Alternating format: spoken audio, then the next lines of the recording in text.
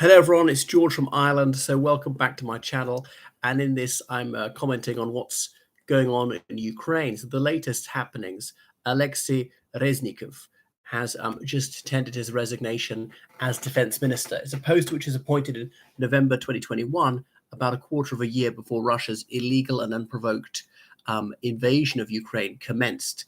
So, he's won plaudits for actually holding the armed forces together in very dark days, the end of February 2022, when it could have easily fallen apart. But no, they proved their mettle. They stayed together. He didn't flee. He kept morale up and he kept them going against seemingly overwhelming odds. So they survived what many militaries would not have done. And they've obviously come on leaps and bounds in about 19 months.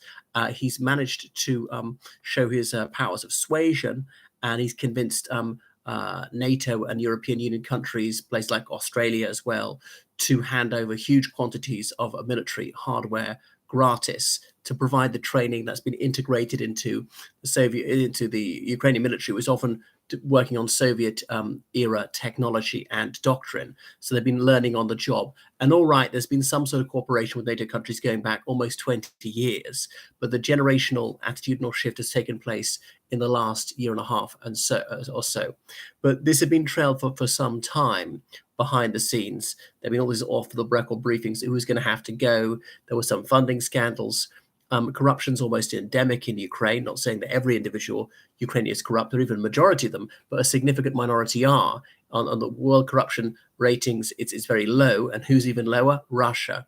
And then Putin had the chutzpah to cite that as a reason to invade Ukraine. And his country is even worse. And he obviously is the king of corruption, a man whose peculation, defalcation just boggles the mind on its scale, robbing the poorest Russians blind. But anyway, back to the topic.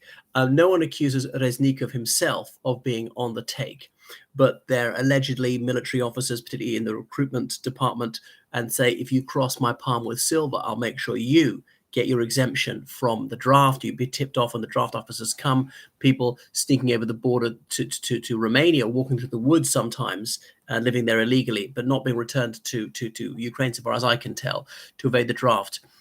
Might be pro-Russian, might be neutral, might be actually want Ukraine to win, but just not want to get killed themselves. It's all very well for me to say, yeah, you go and be brave.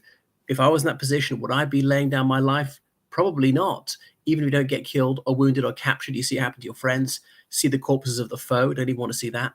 Be outside at night, freezing cold, soaked to the skin, with no rations for half a week, absolutely filthy. It's extremely stressed. So people sometimes think of themselves and run away.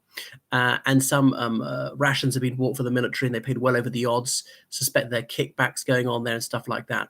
Now, pro-Russian elements in the Western media really want to amplify this to suggest we shouldn't give them a penny because we know it'll be stolen. Okay, and the trouble is there is a grain of truth that yes, sometimes there is corruption, and sometimes public money is stolen. But don't believe the scale of it that Putin's minions would have you believe. So it was suggested that this would be handled nicely. He was still well regarded and it'd be an amicable thing, and he'd be offered some other important government post, but it seems not to be. So he was told to resign or he would be sacked. So he did indeed resign. Anyway, President Zelensky, he's appointed Rustem Umerov in his place, who previously ran the Ukrainian State Property Fund, which is important. Obviously, he was also known for his incorruptibility because he controls a huge property portfolio, and you can imagine what would happen with that in the wrong hands. And a lot of that sort of stuff went on in the 90s. Anyway, he's an ethnic Tatar from Crimea, and I think that's no coincidence. I think they're making the point that Crimea is ours. So we're also a multi-ethnic country. Not everybody who's a Ukrainian is ethnically Ukrainian. So that's Rustem, who supposedly didn't even speak Ukrainian until a few years ago, Tatar, and indeed Russian. Anyway, the top chap in charge of the battlefield, General Valery Zaluzhny, he remains in place.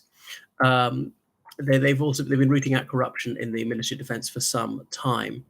Okay, but there will be more drones here and there, more drones into Russia. And the opinion poll shows that it seems to be backfiring. It's actually hardening Russia's will to resist. As I've often said, it's an irritant. It's just not enough to seriously enfeeble them. It might start to enfeeble them. They generally have scored some important hits, and destroyed some planes at very little cost themselves. But I think they'd be better just concentrating on exclusive military targets, maybe in Ukraine, weakening the Russian defenses.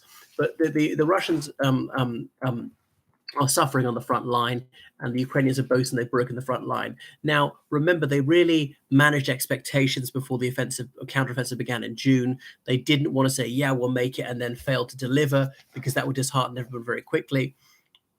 So say this is going to be a long old slog. It's going to take us many months, okay? And so I don't think they'd be saying that unless there was tangible progress. They've broken the front line, which is the toughest one, which is very densely mined, which has got a lot of artillery support, and they're saying they're taking out so much Russian artillery. And you can get through a minefield, you can get through anything given enough time. But the longer it takes you to do, the more you guys are going to get killed if you're under artillery fire.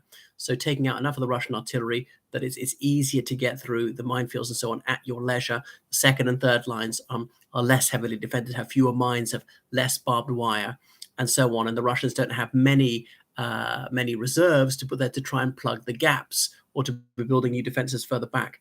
And notably, the Russians are aware of this. That's why the other day they said, oh, we've recruited 280,000 people to the military this year. I don't know if that's true. And even their adverts appeared in Kazakhstan, asking Kazakhs to join. They might be mostly aimed at ethnic Russians or Kazakh citizens.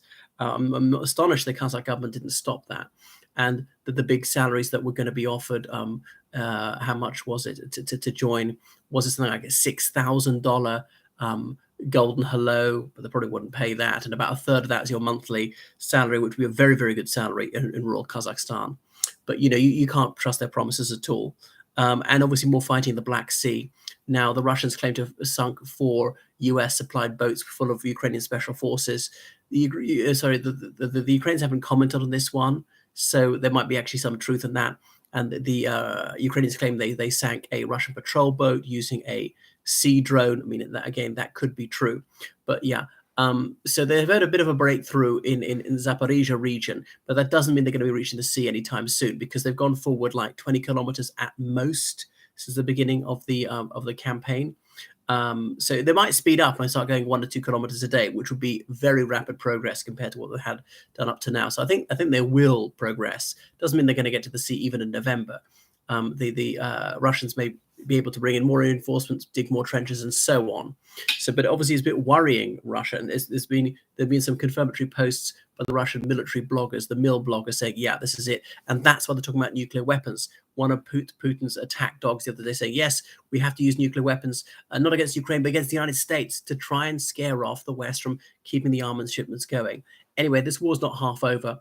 Putin will keep it going until January 2025 at least. But if Biden is returned and the Congress is on his side full of Democrats, that's when Russia might start really get disheartened, because there's another 4 years of very tough fighting, of Ukraine being funded and armed, and that's, I guess, difficult for them. We know that the Russians are low on arms, they hardly use missiles. That's why they're bringing the North Korean tyrant to Moscow to try and get him to provide them with Soviet-era arms. They've run so low on them. Thanks for watching the channel. Please subscribe and donate. Goodbye.